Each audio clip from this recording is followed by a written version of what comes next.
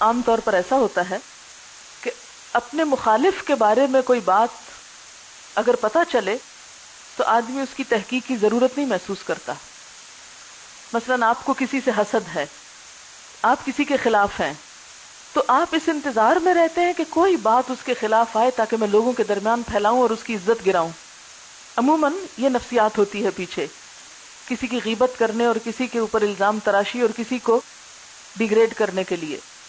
لہٰذا عمومی طور پر لوگوں کو جب اپنے کسی مخالف کے بارے میں یا کسی سے آپ کو حسد ہے تو اس کے بارے میں جب کوئی بری بات پتہ چلتی ہے تو لوگ اس کی تحقیق کرنے کی ضرورت نہیں سمجھتے اور کہتے ہیں ہاں ٹھیک ہی ہوگا، بالکل وہ ہے ہی ایسا، اور مجھے تو حق مل گیا کہ میں اس کے بارے میں جو چاہوں کروں.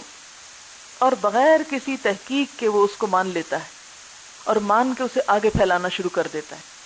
ڈائریکٹلی انڈائریکٹلی اس کے خلاف بتانے لگتا ہے تاکہ کسی طرح وہ ذلیل ہو تو اس کی اپنی عزت اونچی جا سکے.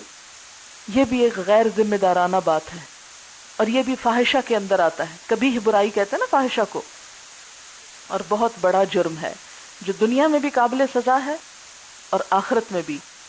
دنیا میں کیا ہے؟ حد قذف، اور آخرت میں کیا ہے؟ جو چاہے اللہ جس طرح چاہے سزا دے.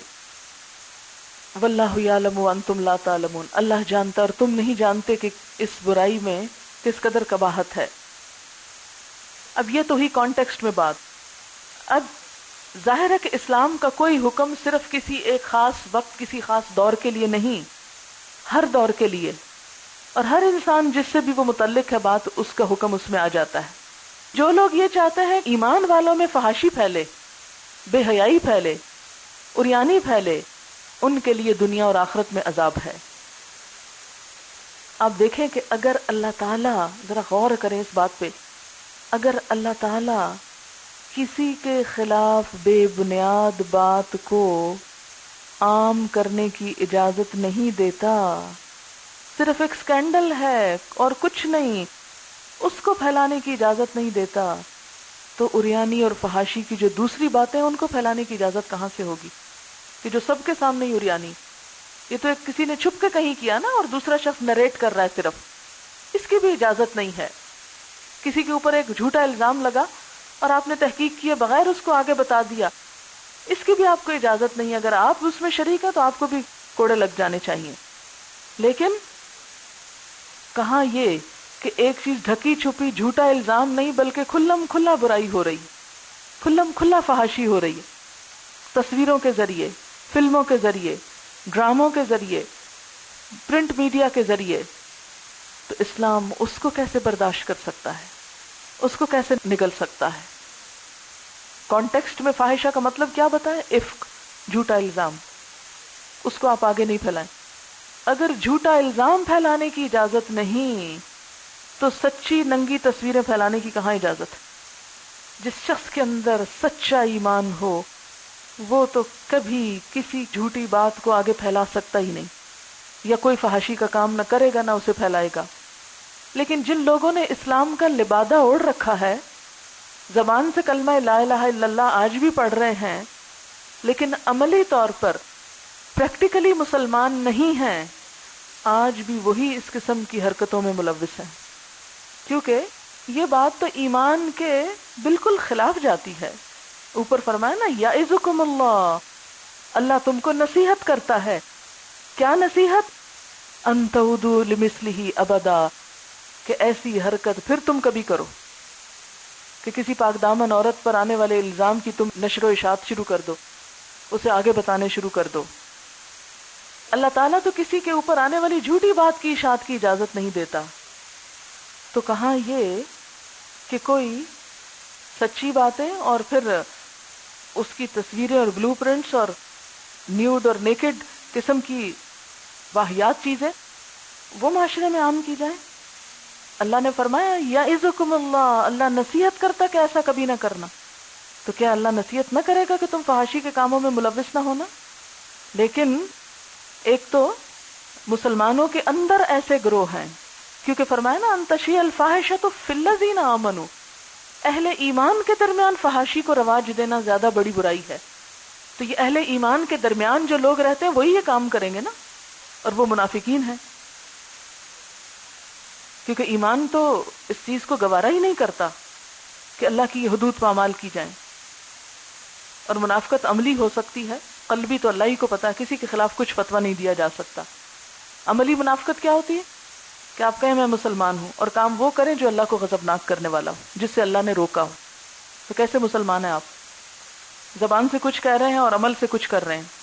آج بھی آپ دیکھیں کہ میڈیا کس کے ہاتھ میں، اور ان کی باقاعدہ یہ پلاننگ ہے کہ دنیا کے اندر لوگوں کے اندر اتنی برائی عام کی جائے، فحاشی عام کی جائے کہ لوگوں کے اندر حیا کا تصور ہی ختم ہو جائے.